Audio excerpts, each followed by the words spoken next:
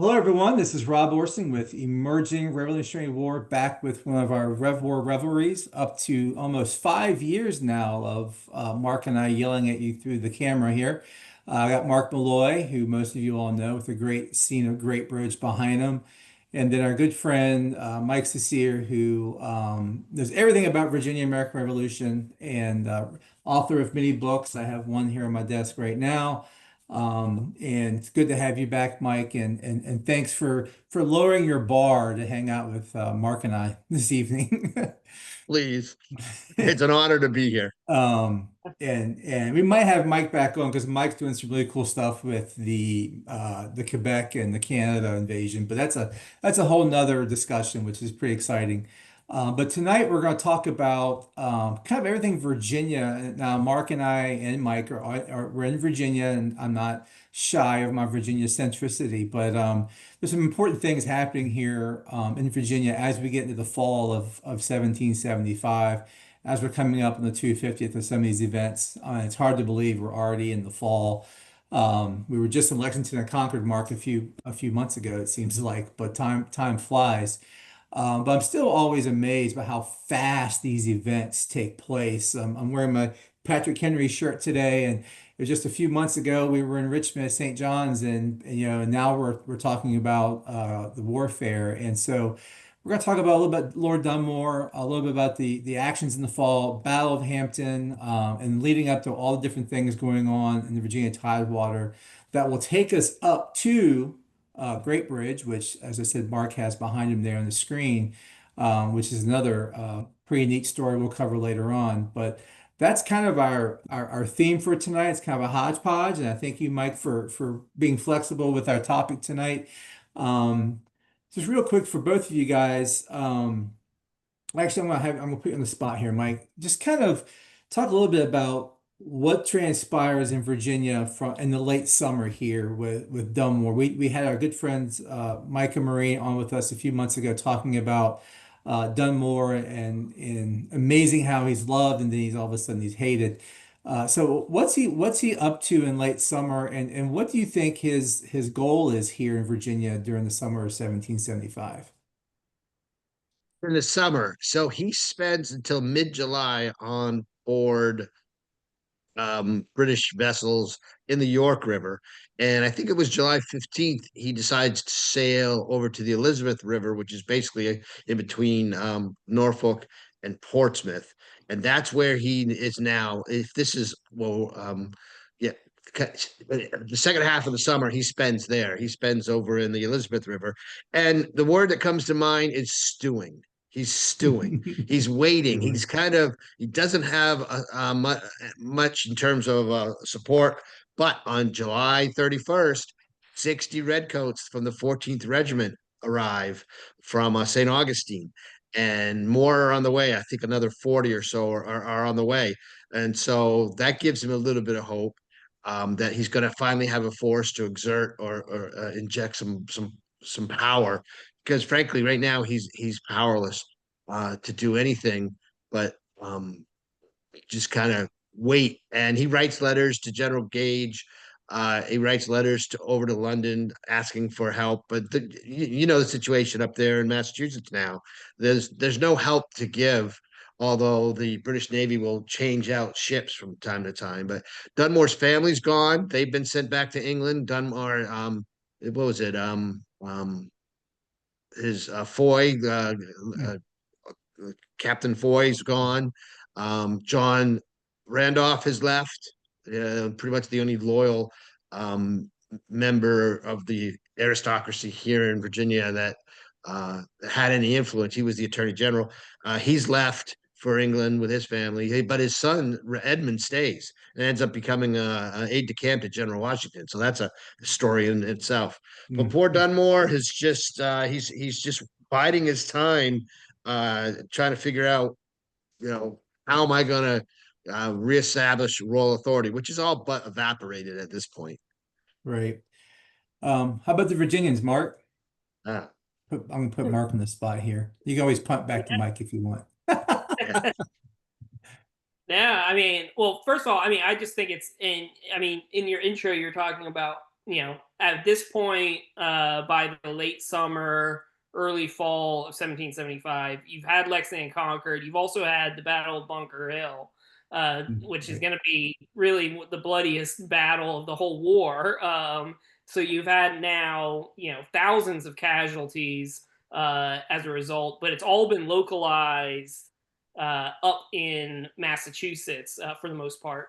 And this is something too that, as we've been talking about the build up to the revolution, just how disparate all of the different colonies were up to this point. I mean, going back to the, the forming the committees of correspondence and stuff, you realize that a lot of these colonies had very little in common with each other. They had more in common with Great Britain, and now all of a sudden the bloodshed's breaking out. Just because bloodshed's being shed up in Massachusetts doesn't necessarily mean that we're at war in Virginia. But Virginia, certainly, because of, as you mentioned, Patrick Henry's speech, the Virginia conventions are starting to prepare for war.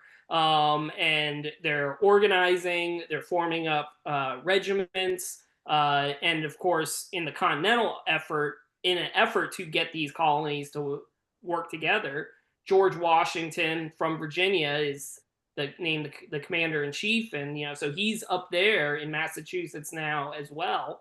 But back here in Virginia, yeah, they're starting to form up, and Williamsburg really does become kind of the hub of the Virginia military as troops start forming up down in that area. And I know, Mike, yeah, you know all about Williamsburg being that kind of hub of the military at that Well, time. I just wanted to point out your alma mater is actually the camp, Right, right, all around the Wren exactly. building. Yeah, if you go behind the College of William and Mary, behind Duke of Gloucester Street, what today is the Sunken Gardens, but there's a plaque up there that was put up during the bicentennial, saying that that's where one of the camps for the Hmm. Virginia troops were, that as they were pouring in from all over the colony at that point. One of the most famous ones, and we'll probably talk about them too, is the Culpeper Minutemen, who are going to play a part in the campaigns that fall. Coming, marching all the way down from Culpeper and camping in that area in early September of 1775. So, yeah, no, Yeah, it really.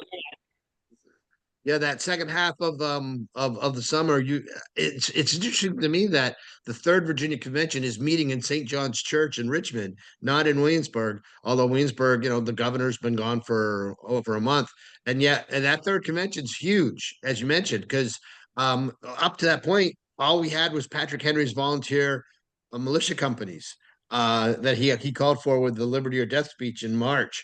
And now you go through the spring, you go through the early summer. Now they finally are formalizing the two regiments of regulars. The first one commanded by Patrick Henry, the other one by Woodford. And then you mentioned the minute companies. They're gonna create what 16 battalions. No, yeah, 16 battalions of minute battalions, 500 men each, and then the militia. So they are definitely going from volunteer military establishment to an organized military establishment. They formalized that in at the convention over the summer and into August, and then the fall, it all Williamsburg becomes an armed camp. Well, Yeah, yeah. I'm glad you brought Williamsburg, because you have another good book. I don't have it in front of me, Mike, but um, explain a little bit about Williamsburg. So many of us have been to Williamsburg, and they used to focus on 1774. Now they kind of focus on many different dates. And you mentioned a good part that the convention there is meeting in Richmond, not in Williamsburg. So what is Williamsburg like in 1775? Not just the summer or the fall, but just in general. Like, what is the population?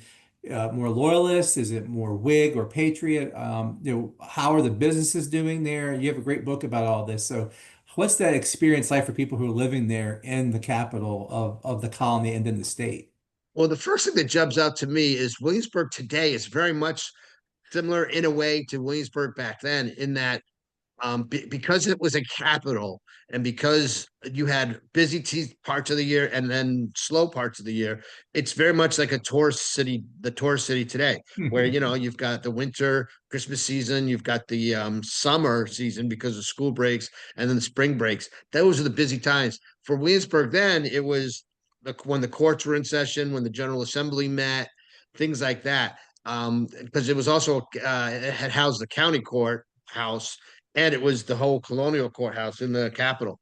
So the summertime was generally the slow time in Williamsburg, because we all know, we Virginians know, you don't want to be stifled up in a town like Williamsburg when it's so hot and humid. It's, you know, miserable now, and it was miserable then. It was usually the spring and the fall that you'd have your assemblies meeting. And then the city would swell up from, it only had a permanent resident population of about 2,000 people, over half enslaved, which is like a 51-49% difference. But when the government was in session and the courts were meeting, when the merchants were gathering, that city swelled to as big as Norfolk, about 6,000. That's when all the taverns were hopping, and that's when all the you couldn't find a place to stay if you arrived late. So in 1775, it's a little different, because you've got over 250 volunteer militia under a guy who we're all going to be familiar with down the road, Captain Charles Scott of Cumberland County. He's a French and Indian War veteran, and he said he marches in with some volunteers, and he's chosen to be the commander of all the volunteers from the adjoining counties that marched, including as far away as, I shouldn't say adjoining, because Albemarle. Those guys showed up in June and July because there were rumors that Dunmore had force behind him somewhere, maybe the British Marines on the warships that he had fled to, and that they were going to attack Williamsburg. So these guys had been camped. They've been camped in what's called the Grove, which is over past behind Christiana Campbell's tavern, over on that end of town by the Capitol. Um, and now they've been there all summer, and it's quite funny. There's a great letter from a lieutenant from Albemarle named Gilmer, I think, basically says that Captain Charles Scott, is a good man, but he's too easy. He's too lenient. And as a result, there's very little discipline. And I think the phrase is, we feast rather than fight. And they spend their time at the Raleigh, and like he said, Anderson's Tavern, which was the Weatherburn Tavern then. So these militia are not really being very productive and all that, which is probably another reason why the third convention said we got to formalize this structure and get more serious about this. That's And, well, that's a question too, because Williamsburg's turning into this armed camp where you have hundreds of guys showing up, and they're prepared to defend the colony. I guess at this point, what are they? Do you know what they're fearing?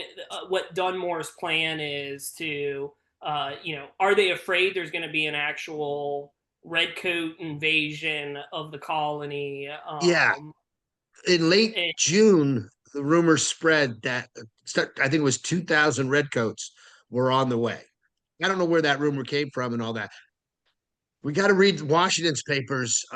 Every once in a while, there's a letter from like Richard Henry Lee or even Peyton Randolph thanking Washington for his information, because Washington will report when British ships come and go. And I think right around this time period, there's a report of them going, and the speculation is they're going to Long Island. I was just reading it a couple nights ago. Yeah, they were doing a forage, but you never know. They could be moving elsewhere. Now, I think they were much more keen on Dunmore, and Dunmore just, especially when those 14th Regiment guys showed up. There's 60. It's only 60 of them, and in fact, Purdy's Virginia Gazette kind of taunts them. They call him his bodyguard.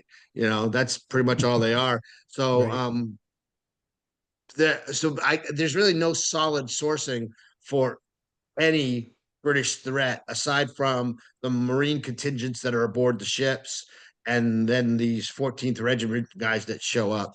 But yeah, still the fear of the uncertainty uncertainty and the rumors, I guess, you can get in the letters too. And I even, I know Washington also was getting rumors that Dunmore may plot to go up the Potomac to capture Martha Washington, and is saying Washington saying he doesn't think that's gonna happen, but Yeah. You're talking about a letter that I think Lund, his cousin, writes yeah. that the leaders in Fairfax are ready to protect her and all that.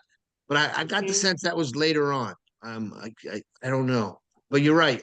Yeah, that's true. There was a discussion of would Dunmore stoop to that level? Would he go that low, Correct. sink that low? Because frankly, the Washingtons and the Murrays, Lord Dunmore and his family, they had socialized. I mean, it's not Mhm. like Dunmore never met Martha Washington, and he probably danced with her more than one ball at the Powder Magazine. I mean, at the governor's residence. So, to actually seize her, kidnap her, that's stooping pretty low. Um, but you know, my sense is that might have been later on in '76 that those letters were going, because Dunmore, remember, moves in May of '76. He goes into the Chesapeake, and he does sail all the way up to Stafford County. Yeah, I was going to mention that. Yeah, the Brent plantation up here in Right, Stafford. gets Yeah, burned. that's after But from Gwen's. from Yep. Dunmore's position, is he asking how and Gage for Mm. troops? Yep. And if he got troops, does he have a plan of what he would do? Would he try to reconquer Williamsburg, or Yes. Yes. yeah, I've got. I was just reading it in preparation for this. He writes a letter. Again, I think it's in August. That he says basically, you give me a regiment of men or supplies to and arms to supply those that support me, and I can retake Williamsburg. Um, and I'll find it in just a second. I mean, it's But I don't. interesting just to think of yeah. Obviously how isn't gonna it does he end up giving him any support during this time period, or Just naval Yeah. support. That's all he's got. It's not even Gage or Howe. It's Graves. Admiral Graves will send uh what, a 44 gunship, I think, Yeah, I want to say the robot. and Dunmore makes them mad by sending his wife and family on one of those ships that, Uh, right. were intended for something else, but Yeah, it was supposed took to go his back to family home. Boston. Yeah, that was a small one too. That was not a pleasant journey, I'm sure. Thanks for the warship. I'll take my wife and kids home Yeah. back to And he claimed, well, I have important dispatches also. right. That's why I got to send the important dispatches. Yeah.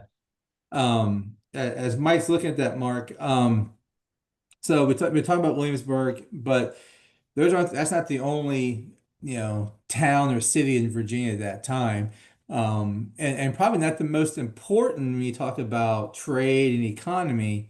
So let's talk about, as we are getting to this topic a little bit more, let's talk about Hampton and Norfolk and the roles that those towns are playing in the economy of Virginia at that point. Because obviously they're gonna take on Dunmore's ire here in the fall. I found my well, thing though. Okay, go I ahead. found it. It's actually August 2nd, Dunmore to Dartmouth, Lord Dartmouth. And he says, were I speedily supplied with a few hundred more troops, with arms, ammunition, and the other requisites of war, and with full powers to act, I could in a few months reduce this colony to perfect submission. Hmm. So that's a big talk on August 2nd, after he'd only received 60 redcoats, 2 days earlier. Just give me a few hundred more and I'll crush the colony. Yeah, That's a he was he was a very confident individual, Yes, he was. to say well, Yes, the he was. least. and exactly to what Rob is saying, I think Dunmore though also has to be looking for where his advantages lie, and I think that's where he's really looking for either loyalists or slave support to help try and get some numbers to help support him, and Yeah. Norfolk, because of its loyalist sympathies, I think that there's a lot of support for him in that area just because of their their trade and their connection to Great Britain there. And I Yeah, think, you know, he's got to look for some sort of advantage locally if he's not going to be getting any sort of reinforcements from the north. right. Yeah, So that leads to the back to what Rob was asking about Norfolk and Hampton. yeah. Hampton is not really a factor. It's a factor by accident. In fact, with this, it was a storm that, as you guys know, the hurricane that forced Captain Squire, who was happened to be on a tender when this early September hurricane hit, and it beached the vessel that he was on the back river of Hampton, and he fled, but from is a small crew, including a couple of runaway slaves. They were captured by the local militia, and the vessel was burned, I believe, and the gear inside of it was taken, and it was in Captain Squire's mind, it was essentially theft of the Royal Navy. And he was furious when he made his way back to the Otter, and he wanted the vessel returned, he wanted the crew returned, and he wanted his supplies returned. And basically, he got this from Hampton. They basically went nana nanny boo boo, and he was mad. Oh, he was mad. Now Norfolk is actually interesting. In August, they I think they tar and feather, or they threaten to tar and feather professed loyalists. They give Andrew Sproul a really hard time for sheltering the 14th Regiment in his warehouses, and that's where prior to we were discussing Captain McCarthy. He's on the HMS Mercury, and he basically writes he can't understand the reaction of the people of Norfolk being mad at Andrew Sproul for offering shelter to His Majesty's troops. So it's almost like there's a disconnect with Captain McCarthy. He's like, I don't see the problem. We're all British. These guys are British sailors. They need shelter. You're British subjects. You should shelter them. And it's like, sir, there's a war going on. But in McCarthy's mind, he's like, it's affecting us here in Virginia. That's up there in New England. Well, that shouldn't affect us at all. But of course, it is affecting us. Um, and so then we get to the big uh, James Holt printer incident. You guys familiar with that in Norfolk? But go ahead, expand. Okay, because in September, Holt he's the only publisher of a newspaper in Norfolk, and he is just taunting Squire, who is being accused of basically being a pirate and a thief. The Otter's been accused, and his crew, and the captain and his crew has been accused of stealing sheep and the slaves and all that for some time now. And so Squire basically there's actually a publication, and I think it's in one of the gazettes. He threatens Holt, saying, if you don't stop this libelous crap, I'm going to shut you down. And sure enough, in late September, 15 British redcoats from the 14th land ashore. Remember, they haven't really spent much time in Norfolk. They're off of Norfolk, and they're over in the warehouses in Portsmouth, or Gosport, it was called. And they land in Norfolk. They march through the town of Norfolk, and they go right to Holt's establishment, and they break down his press, and they take his plates and his print, all the little letters, and they even seize a couple of his printers, and they take it back to the ship. All right. And the real scandal is that nobody in Norfolk stopped him. And to me, that was a major moment. And Dunmore himself even taunts Norfolk later and essentially says, I watched the whole thing. Nobody raised a finger to try to stop us. So what's that say about their sentiment? And throughout Virginia, I think a lot of people questioned Norfolk's, I want to say, patriotism or loyalties in that regard, saying, look, you could have easily put out a force there, but you did of militia, but you all opted not to. They just didn't want to confront, and they didn't know where it would lead to. So that was a big moment that kind of gets overlooked with all the others. And then from there you see several raids of the countryside in October. Now we're in October, and Dunmore's now sending these redcoats and a handful of loyalists, volunteer, and enslaved people. I've learned armed enslaved people from rebels. They go into the countryside, seizing weapons, seizing ammunition through Princess and Norfolk counties. And all that's happening in October in these little, and we get great eyewitness accounts from Captain Leslie of the 14th and Dunmore himself. And he's not earning any friends doing this, right? Like he's not really trying to win the battle of the hearts and minds, right? No, no, Because but he is doing something. He is doing something. He's exerting his power. So it's, yeah, there's two ways to win somebody over, right? You can either win their hearts and minds, or you just basically beat him impress them to down. the point of he's going to win.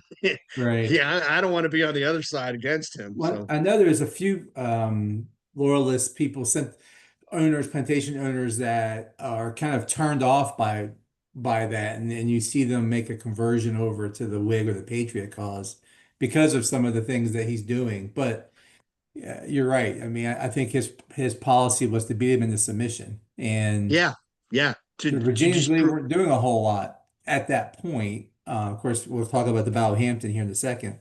Um, so Mark, talk a little bit about kind of expand a little bit about that, about how the Virginians are reacting to Dunmore, just in general, the general population, not necessarily the raids that Mike's talking about, but just we've talked about it a little bit, but just how Virginians are looking towards Dunmore in the fall of 75. As we said, we've done some videos about Point Pleasant and Lord Dunmore's war, and you were out there for the anniversary, and he's a hero. And then literally not that long after we talking about him being run out of the state. But how does the state look at him, people look at him in the fall of 75?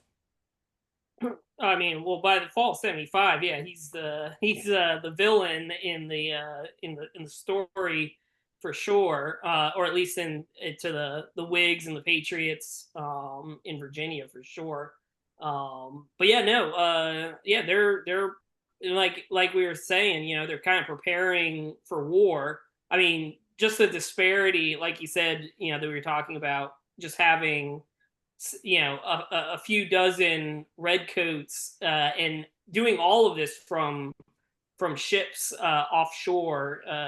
I mean, it is interesting, how bold he is, thinking that Mhm. he can, like you said, Mike, use force when it doesn't seem like he has much force on his side at this point, especially compared to, like I said, what. But there seems to be a real swelling of support to defend their homes and their rights for sure, which is why you kind of see this huge, massive armed camp forming up in Williamsburg. I think it's really interesting too. Taking into account that the actual bloodshed that's being shed up in Massachusetts. The same week that the Third Virginia Convention is authorizing these battalions to form up and start organizing, is the same time that you have the riflemen from Western Virginia marching up, doing the beeline march, heading up to join up with the Continental Army up in Massachusetts. So you kind of have Virginians at this point. Right now, in the late summer, early fall of 1775, you have Virginians not just marching to Williamsburg to defend Virginia. They're marching up to Massachusetts to actually take part eventually in Arnold's invasion of Quebec. So it's just very interesting to see this kind of like swelling of this is really the rage militaire of the time where everybody's kind of forming up. We call it the spirit of '76, but I think it was really more of a spirit of '75 at this point. Yeah, And yeah. many of them having, as Mike is wearing right now, the hunting shirts, which was the popular Virginia uniform at the time, with many of them emblazoned, Round I hat. believe, with the round hat, and some of them had the "Liberty or Death" written on the from Patrick Henry's famous speech. So yeah, no, I think this is kind of a high point for the patriot cause, as they have a ton of people coming together. And we mentioned too, these guys like Patrick Henry and William Woodford. I found it really interesting looking at how they, were deciding who the officers would be of these regiments. And one of the guys who I'm partial to, Hugh Mercer, who was overlooked because he was born in Scotland, and how important it was they wanted a native Virginian to be able to, these kinds of Yep. things, and Yep. how important these men's honor was, and how, I just found that kind of story also really interesting, as it's kind of like a burgeoning identity of, what it means to be a Virginian and an American at this time, as all of a sudden now it looks like we're going to war with our, at this point, our fellow British, our former royal governor, who, like you mentioned, Rob, just a few months ago, we were fighting side by side against the Indians at Point Pleasant. It's just a fascinating turn of events in just a few amount of months. That, yeah, we're still Agreed. trying to figure out 250 years later how this all came together. So, Mike, you talked a little bit about Hampton already, but let's kind of do a little bit a deeper dive. We're talking October 26th, 27th. Correct me if I'm wrong. I think that's right. Yep, that's right. 1775. The fight there in Hampton. And if you go down to Hampton today, there is a interpretive marker. There are more markers about the pirates of Hampton than there are the Battle of Hampton, but that's okay. People love pirates. But there's a little bit of I actually took Mark down there, and we were down there. Not sure, Mark, why we were down there, but we were driving around. And there's a marker that talks about the small fight that happens there on the shore, but it's really I mean, I'll consider it the first fight in Virginia. So if you can explain a little It's bit about it.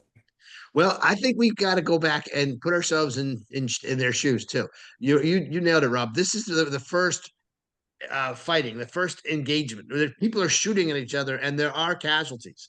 None on the Patriot side, but there are several on the British side. So what happens is this: Captain Squire, he's furious all of September, and he basically blockades the Hampton River. He's got several warships kind of blocking and seizing any vessel that comes out of Hampton or the little Hampton River there. And until his demands for the return of his crew and his supplies and all that, and the ship, which is gone anyway, are met.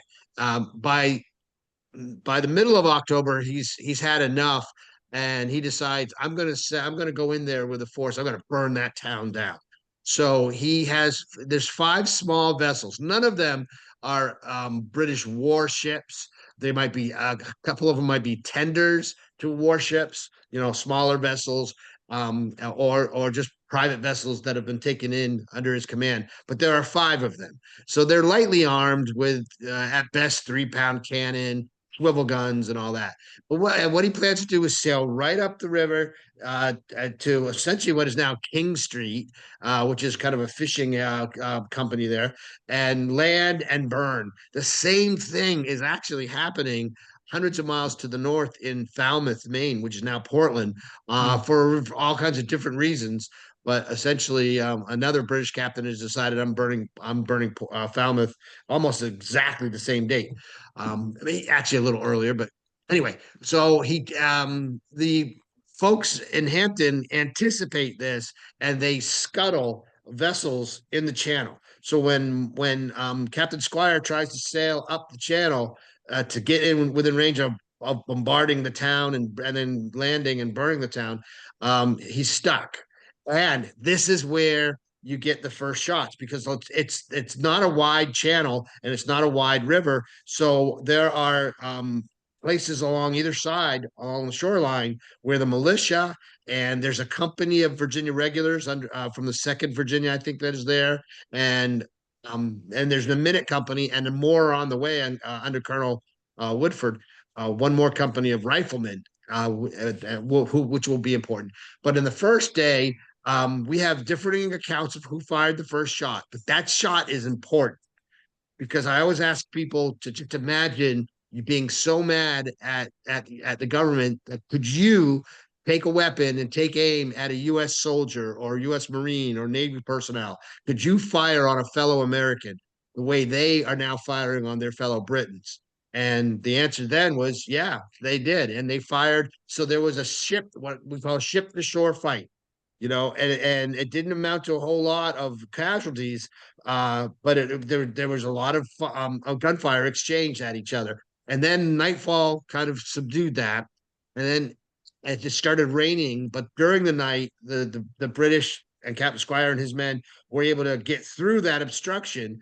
So when the sun rose on the next day, the rain is kind of finishing up, but the British ships are now up further up the river and within cannon fire of pounding the town. At that same time, Colonel Woodford has arrived. He arrived, I think, at 7 in the morning, with a company of Culpeper riflemen, and they go to the church, which still stands. There's not much standing from this time period, but the church is one of them. Um, and they go to that church, and he's not aware of the danger with the ships yet. And because frankly, now I think about it, maybe those ships have not made their way up yet. But anyway, he puts his rifleman there. He goes to Mr. Carey's house to get some breakfast.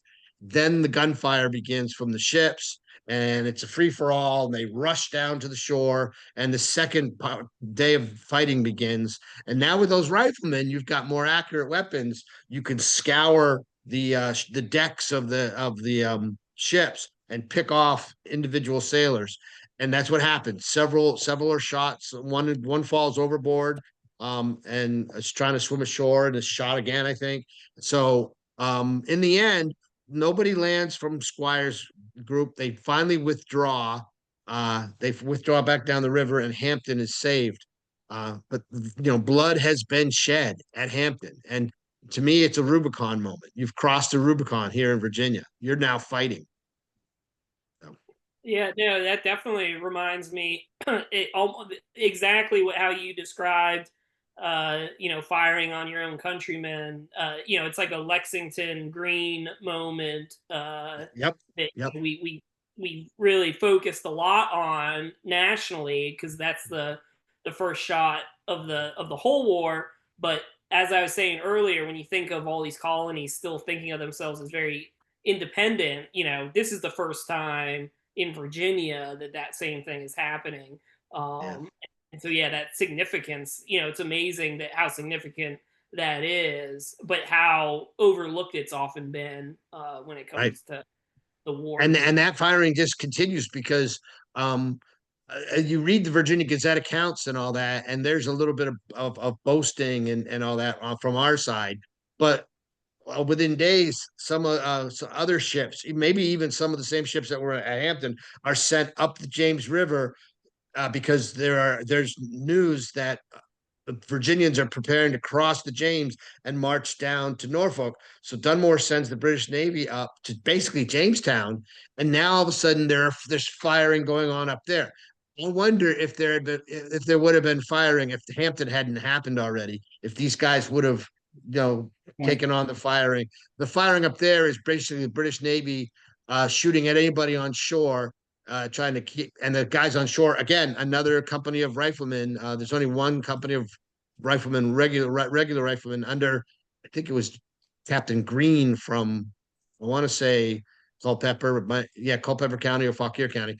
And so they're shooting long distance too, and we've got great accounts of that. Oh, and by the way, I forgot to mention. Here's a little curiosity thing. Remember, I mentioned the same thing was happening up in Maine in Falmouth in Portland. The captain who burns down Falmouth is buried in the churchyard in Hampton, Captain Mowat. His Oh, that's his right. grave is right there in Hampton. That's right. Mark, that's the Yep. church we were at not that Yeah, long ago. we That's went to right. that church. And, Yep. no, it's a lot of history. I mean, it's amazing that that's survived, or at least Part of rebuilt over the years. it. But yeah, exactly. Um, Huh. Yeah. I mean, and you mentioned the ship captain, and that seems to be what precipitates the whole action. Is he says he's going to go burn the town? Oh Is yeah. he getting direction from Dunmore to do that, or is that on his own? I think that's. I mean, that's kind of.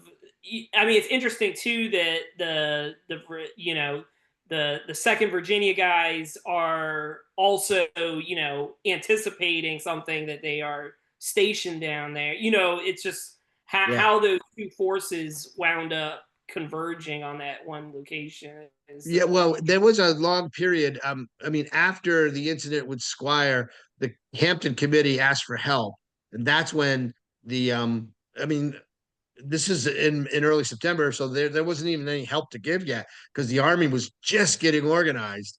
yeah. And it was Captain Nicholas, um, Robert Carter, yeah, Captain Nicholas. I think the son of the treasurer who goes down is down there with his company, but I'm not sure exactly when they show up because it takes them a while to get organized. Remember, these guys aren't even assigned those companies that are forming into the regular companies. They're not even attached to their two regiments until mid-October. Patrick Henry makes the decision of who goes where. I want to say October 13th, but I could be wrong on that. So, they may have already been sent down there as a company and then were attached to the second. I don't know, but yeah, there was some help there, and then more was sent, especially when the word spread that they're coming in. Those vessels that have been sitting offshore for a month are now trying to make their way up the river. And Yeah. I think it was just common sense. They're not coming to shake hands. Right. And you kind of covered this a little bit already, Mike, about Dunmore's reaction, talk about the ships going up the James. Um, I want, when we wrap up, I want to finish with Kemp's Landing. Ah, Because that's a really neat site. I know you've been involved in some of the living history that's been done in the past. yeah. What happens, and Kemp's Landing is November 15th, I think. Yep. What what what transpires between what happens in Hampton, which is a small affair, but important, to then what happens at Kemp's Landing, which seems a little bit a more aggressive British movement, right, than what happens at Hampton. So what's going to go on there between those two actions?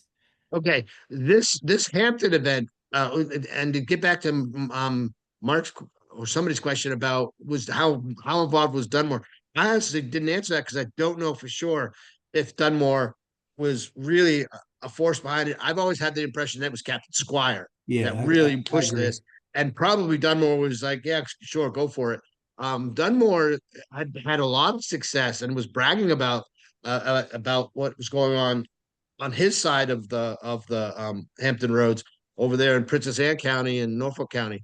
And so those raids are happening. And my understanding is that he drafts a proclamation calling for, raising the king's standard, it's called, on November 7th.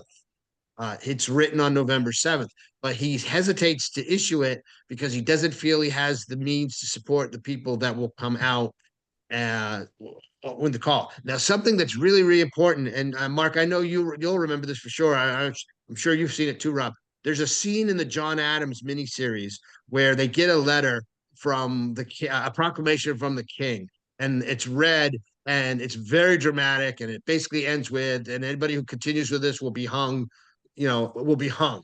That proclamation was issued on August 23rd, and it shows up now in October in the newspapers and letters in Virginia.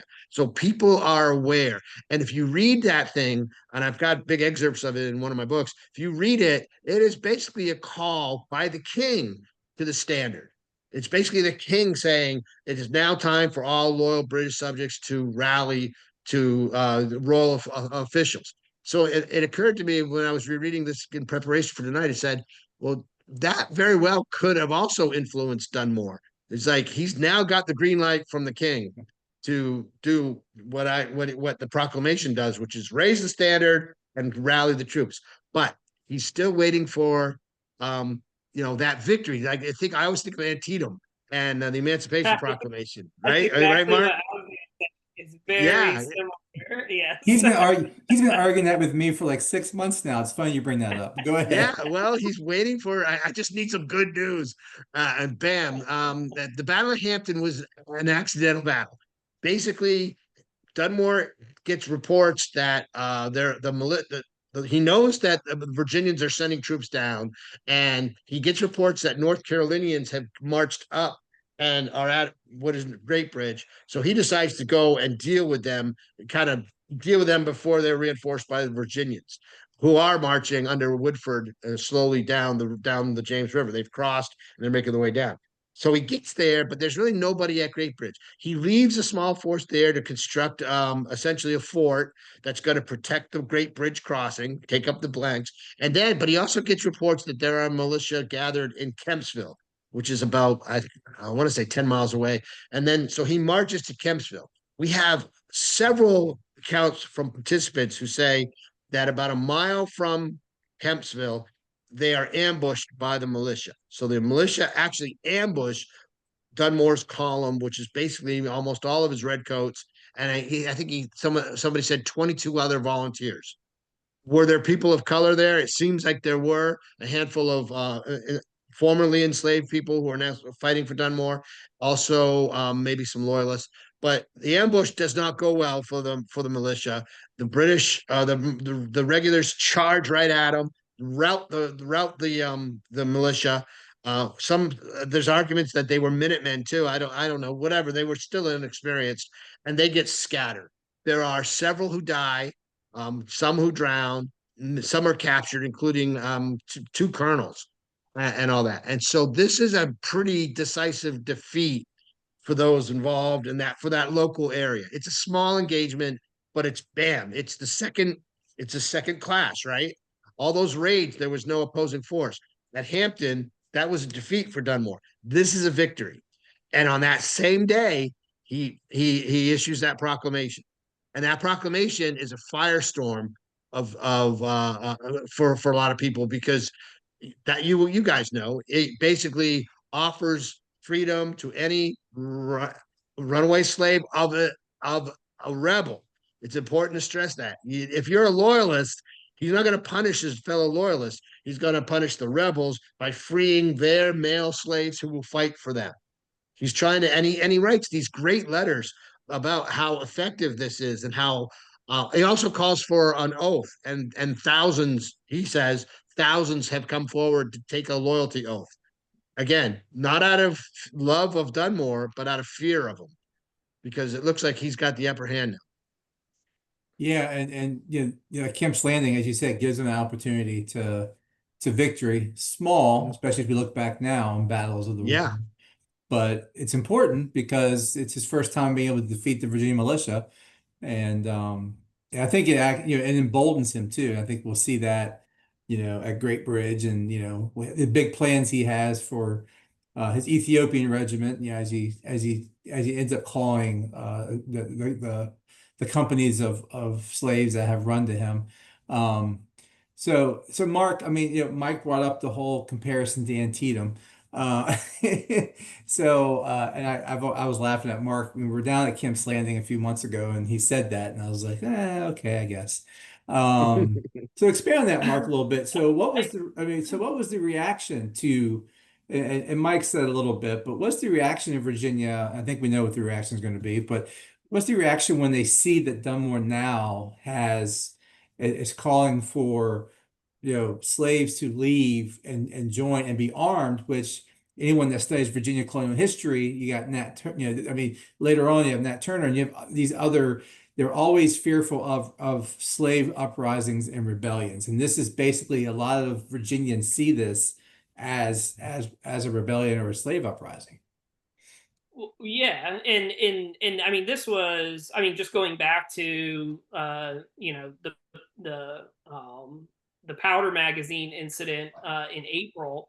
Remember, that was, they were all fearful. Why are they taking the powder? And one of the reasons Dunmore said was, to prevent a possible slave uprising. Right. Because this was a constant fear. I mean, Virginia was a large slave state at the time. And so yeah, they're constantly on guard for slave uprisings. And Dunmore, after the powder incident, also threatens that he would arm the slaves, and it shocked Virginians that he would even suggest that. Right. And then now that he was following through with something that he had threatened months earlier by saying, yes, anybody, now he's actively calling for And again, to Mike's point, and it's similar to, and I can draw the comparisons for you as well to Lincoln's Emancipation Proclamation, in the sense that it's very directed. So it was for just the slaves of rebels who would come and join and fight for him, just like in 1862, that the Emancipation Proclamation was very clear that it was for the slaves that were in Confederate territory, that Lincoln was offering that proclamation for. So there are many parallels to that. But yes, and Virginians were outraged that Dunmore would do this. And Dunmore, as I mentioned earlier, I mean, he's looking for. He's got 60 redcoats. He needs loyalists, and he needs other people to help support him. And there's this large population of slaves in Virginia, and he's going to attempt to tap into that by raising the standard. And as we mentioned, I think it's interesting too that the various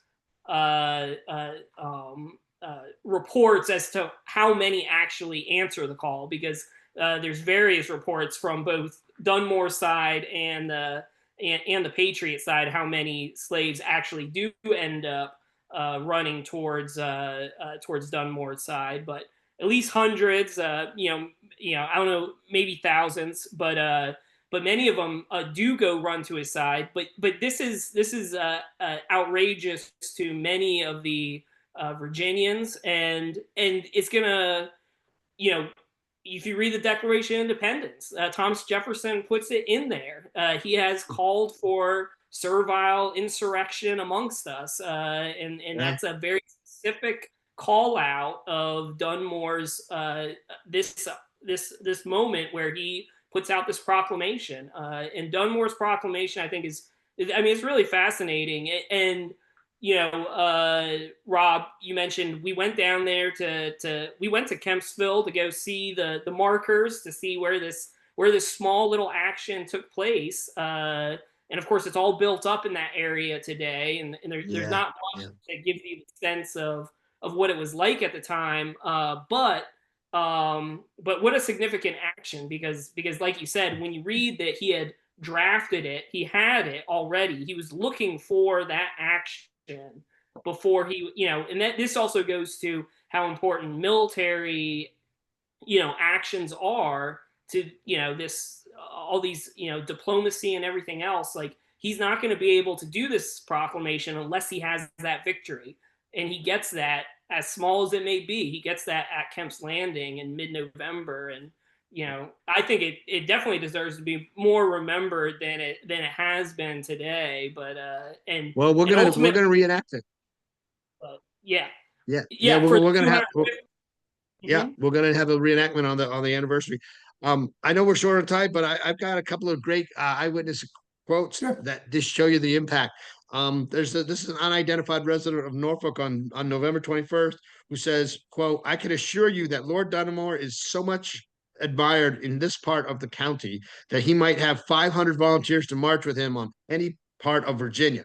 And then there's another one where Dunmore says, "I am your lordship," he's writing to Lord Dartmouth, "your lordship may observe that about 3,000 have taken that oath, that loyalty oath, but of this number, not above 300 or 400 are at most are in any degree capable of bearing arms." Now, he's not talking about enslaved people here. He's talking about white loyalists, Virginians, and all that. But he's bragging that at least they're all coming. And there's several other accounts of the support that just swells up and really makes him overconfident right after Kemp's Landing. So Mark is absolutely right. It is a significant moment that it thankfully is overtaken by Great Bridge, subdued by Great Bridge. Yeah, I mean, you make a good point there, Mike. You talk about, the reaction, and that he gets overconfident, right? He thinks he's going to get maybe not thousands, but several hundred, right? Armed Virginians to assist him on top of the slaves that run to him. How many, real quick, and I know it's a ballpark number, but how many Virginians by let's say November of 75 have been raised in minute companies or in different regiments. Mm.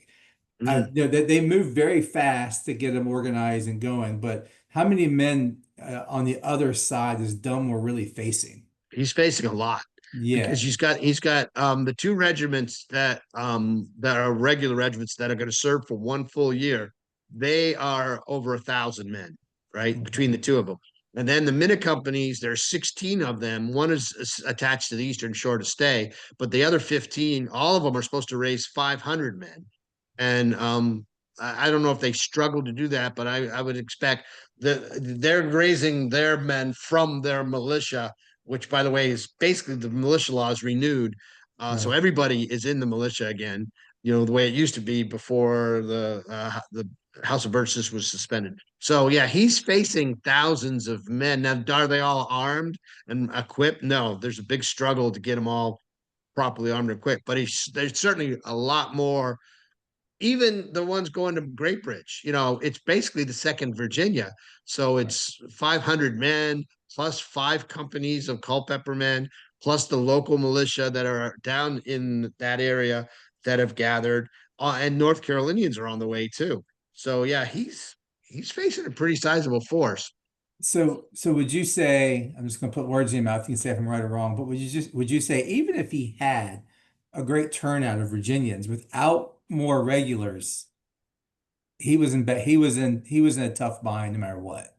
I agree. I Yeah. agree. He's certainly not going to retake Williamsburg. Right. He needs regular forces. I mean, even if he is able to arm loyalist militia to a good point of about 500 men, he's still facing really bad odds, and he really needs regulars. And Right. he calls for them, as we know. So Yeah, and I'm not sure. He's, that letter when he says 3,000 have taken the oath, but only 300 or 400 are capable of serving. That doesn't necessarily mean 300 or 400 step forward to serve. right, I mean, yeah, I have yet to see. I know you mentioned Mr. Shaw, uh, Travis Shaw. I know at one point he did the Queen's Own Loyal Virginians. right, So he's the expert on this, but I'd be yeah. curious to know just how many actually joined. I bet you it didn't break 100. I could be Yeah, wrong. we'll have to get Travis back on. We've had Yeah, Travis on before talking about loyalists years ago. Maybe it's a good time to bring that up because it's always a good discussion, and we'll never know the exact number. Obviously, don't keep records as good as we do today, probably, but it's a good topic. And I was just thinking, even if he was his best case scenario with loyalists and such, going to the King's Standard, without some regular troops, he's, and he's tough. Yeah, he's in a tough bind, but yeah. we have hindsight, right? So I mean, It would Well, have been a fact. Go I ahead, was Mike. just gonna say how many people are probably just swaying too, based oh on Yeah, yeah, how many of these thousands who ran to the King's Standard are then clapping the Patriots marching by at Yorktown I six I years think later. I think great Mark Malloy was probably one of those guys, right, Mark? in February, General Henry Clinton stops by, and he's on his way down to the Carolinas. If those troops that were sent down to eventually attack Charleston, they were supposed to go to North Carolina. If they had been used in Virginia like Dunmore wanted, Yeah, holy different story. moly, what a story that would have been. Yeah, I mean, not to belittle Virginia, but I think South Carolina had a well organized defense there. I'm not sure what would have happened here, but Oh, I I think we think would have been fine. oh, okay, I like it. well, and I think that's also, and just to like lead up to because we'll have to do another one to focus specifically on Great Bridge, because that's why I think that's such a significant action in December of 1775, is that action is going to really kind of change the tide, and it's going to affect those later military deployments and where people are being headed to. That's right. Uh, Just like so Morris Creek Bridge did too. That's great. That's a great observation. Right. Both of those defeats probably do lead right to Charleston. Yep. Yeah. Yeah, No. They currently do. Yeah. keeps things quiet in Virginia for a while, and it allows Virginia to help supply the armies of the North and South with, not just men, but supplies Absolutely. and everything else. So Yep. this is a great discussion. We always try to keep it at an hour, but I think you brought up a good point that, all this is culminates in Great Bridge in December. And like I said, we'll probably have Mike come back on. I know Mark and I will be down the Great Bridge this December. Oh, I can't wait too. Me too. Yeah. Yeah, I mean, our good friend Elizabeth down there does a good job at the museum. So I think it's a great spot. We've spoken there before. Hmm. So Mike, you mentioned there's some things going on. You mentioned Kemp's Landing specifically. If you could do two things for me, if you could, one, talk about where people can learn more, and feel free to talk about your book if you like, or books. Mike has written more books than I've read.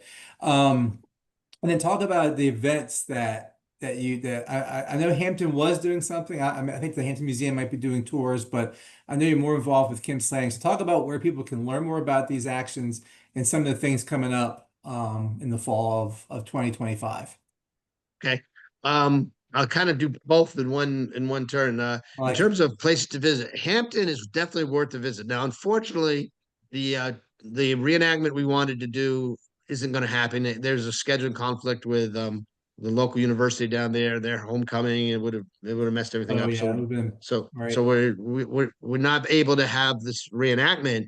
But I think the SAR has plans to commemorate, and maybe the Hampton Museum, so that's where I would recommend to go to downtown Hampton, to the Hampton Museum. And they may be planning a historic walk either on the Saturday, the 25th. Um, I know the SAR is doing commemorations on the 26th, which is a Sunday. The thing about the Battle of Hampton, it's all built up, but yet the harbor and the river is it is still in the same location, and there are spots like the veterans home. There's a veteran administration hospital, and you can get on the grounds there and really get a good view of the mouth of the river where the fighting took place. So it's definitely worth walking about and downtown Hampton, especially on a Sunday, nice and quiet, Hmm. and all that, and pleasant. Get right to where the Virginia militia was fighting. Kempsville is going to be at a city park called City View Park. That one is on the anniversary date of November 15th and 16th. Now, fighting the reenacting the Battle of Kempsville is not as interesting for anybody as you'd think, because it was an ambush that went bad and it was a rout. So Right. we're going to do other things too. A little bit of first person characterization, and then some demonstrations. But the whole idea is to just bring attention to to Kempsville. We'll have a Lord Dunmore read a proclamation. We'll discuss and debate and decide whether we're going to take the loyalty oaths or not. And that's in November. And of course, you mentioned the Great Bridge Museum with Elizabeth down there. That's a great site, and there'll be a big reenactment, pretty much on the original ground. We're confined for space, but we'll do the best we can of fighting that battle. And people have to remember that Great Bridge was not just a single day on December 9th. That, of course, was the culminating fight.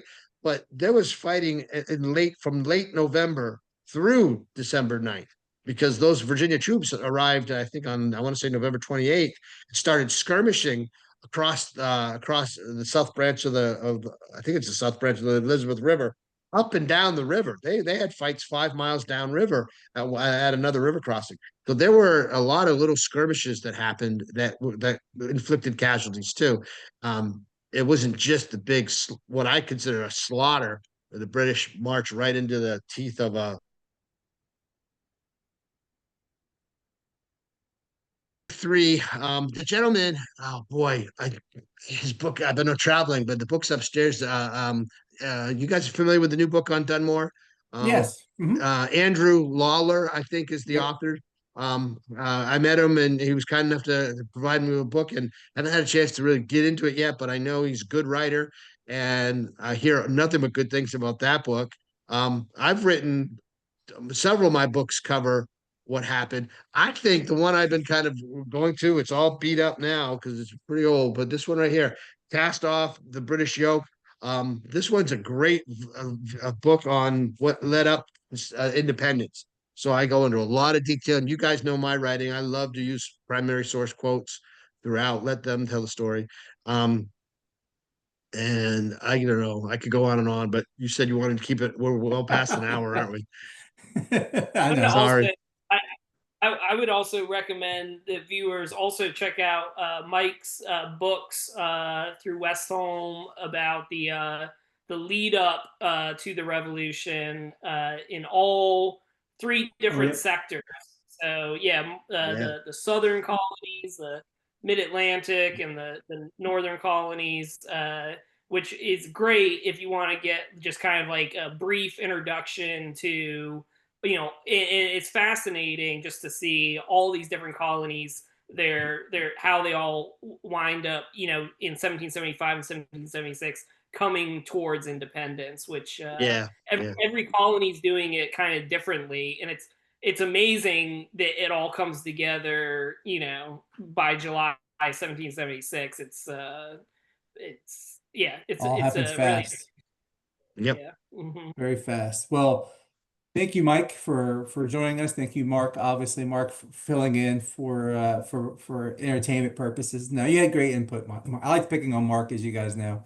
I can see. Um, but Mike, I appreciate you being on with us. We'll probably have you back on to talk about Great Bridge.